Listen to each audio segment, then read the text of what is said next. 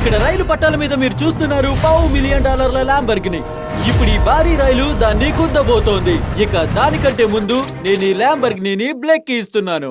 Thank you. ఆ రైలు గుద్దడం మాత్రమే కాకుండా ఆ 8 మంది సైనికులు కూడా ఈ ల్యాంబర్గిని 10,000 బుల్లెట్లతో షూట్ చేస్తారు. అంత బీభత్సం నేను ఎప్పుడు చూడలేదు. అవును, అందులో ఫన్ ఉంటుంది. ఇప్పుడు నీకు 24 గంటల సమయం ఇస్తున్నాను. నువ్వు నీ ల్యాంబర్గిని బుల్లెట్ల నుండి కాపాడుకోవడానికి ఏం అడ్డం నిలబెడతావో నీ ఇష్టం. టైమర్ ఇప్పుడు మొదలవుతుంది. సరే, ముందుగా ఈ రక్షణ వలయంలో సిమెంట్ తో చేసిన బ్లాక్లను ఇలా నిలబెడదాం. తర్వాత వరుసలో షిప్పింగ్ కంటైనర్లో ఫ్రిడ్జ్లను నిలబెడదాం. ఇక దానికి పాత కార్లను ఒక గోడలా అని నిలబెడదాం. అంటే ఇవన్నీ ఆ 10,000 బుల్లెట్లని అడ్డుకుంటాయని ధీమానా?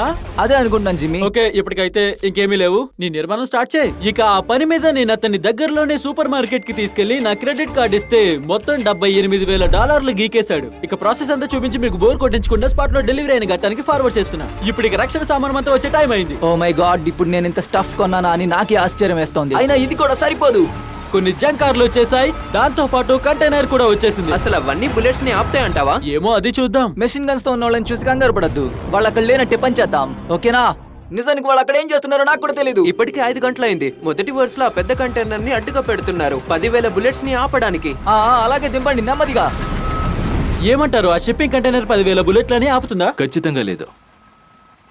అయితే కారు పోయినట్టే, అంతేనా? ప్రస్తుతానికి అంతే కనబడుతుంది. ఓ గాడ్.